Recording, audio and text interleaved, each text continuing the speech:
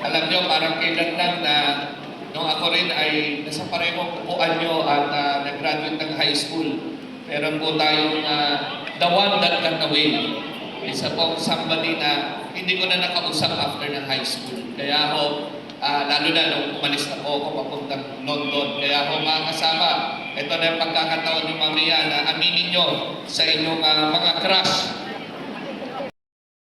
natin sa lahat ng endeavor natin para po sa pamilyang Venezuelano. Kaya po, nais ko pong pasalamatan si Dr. Solis, Dr. Dominador Solis at Dr. Lea Solis sa pag-imbita po sa natin sa libo-libong kaharap na tao o daan man sa isang araw ay mafi-free up ang kanilang oras na mas makakatulong sa iba pang mga kababayan natin. E-governance equals engagement. Just last month, we launched Tech Talk, Tech Talk, Venezuela Digital Summit in ELV, specifically targeting Gen Zs like you, who are true digital natives. Because you were born into a world which is already online and equipped with powerful digital tools, you are not only highly collaborative, self-reliant, and future-oriented, but well adapted to technology and drivers of innovation and digital transformation. In fact, mga kasama kayong mga graduates ang tumutulong sa inyong mga magulang, lolo at lola, mga tita, pagdating po sa pag-access ng kanilang Facebook account o email o ano pang online apps, no? Totoo ba yun o hindi? Sino dito ang mga tumutulong sa kanilang lola-lola o magulang na mag-access po ng mga apps natin sa phone? Ayan po. So, kayo kailangan din namin ang inyong tulong para mas mapalawak po ang paggamit sa ating mga apps. No? So, again, linunch po natin during the Tech Talk Digital Summit ang tinatawag nating V-Alert. Ito po ay bagong innovation natin o tinatawag natin sumbungan ng bayan. Under po sa V-Alert ay kung noon-noon, no, ako po sa isang araw pag binabasa ko po ang Facebook ko, napakaraming nag-PM sa akin ng mga problema. Problema po ng drainage, problema po sa kalye, problema po sa drugs, no? Kaya po ginawa natin ang V-Alert ay para hindi na po tayo kailangan dumaan pa sa Facebook.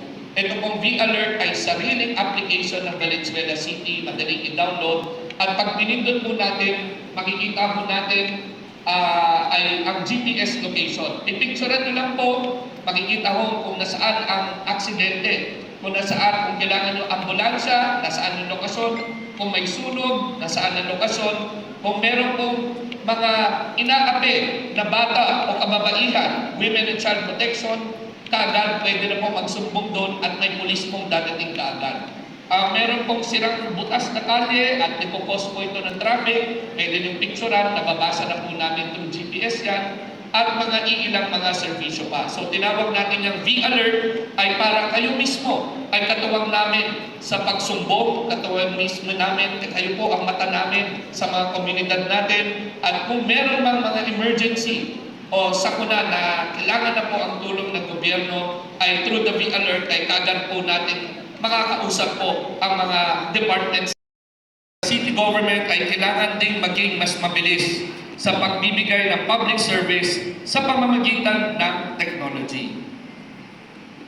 Be part of the solution by being part of the evolution. You can always be a part of all the changes that are happening in the city. Hindi ho nagtatapos ang inyong responsibilidad sa inyong tahanan or sa Electron College, kung hindi ho palaging tandaan nyo na mga Gen Z at kabataan ay parte po ng transformasyon ng ating mahal na lungsod. Dahil kayo mga Gen Z ay mas watchful at vigilant, we engage you to help us craft better services using technology. Pwede kayong mag-share ng ideas or suggestion, pwede namin kayong tanungin kung okay na ba yung mga ginagamit nating technology or kung kailangan pa namin i-improve ito. As digital savvy trailblazers, we value your inputs and we are ready to listen. Dahil kayong mga kabataang Valenzuelano ang magiging partners namin in creating the future Valenzuela.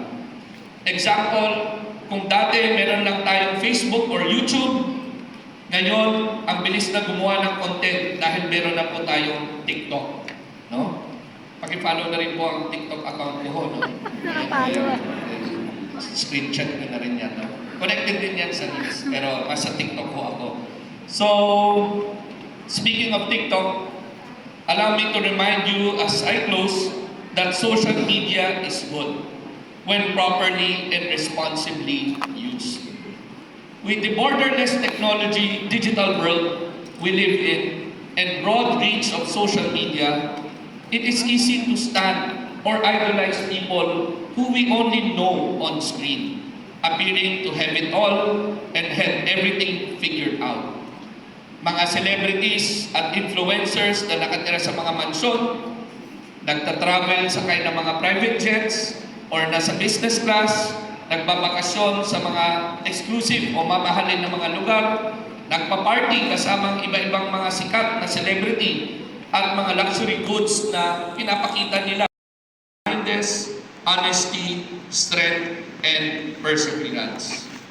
At sa mga pagkakataon na pakiramdam ninyo ay hindi nyo pa rin naaabot ang pangarap nyo sa buhay, huwag panghinaan ng loob.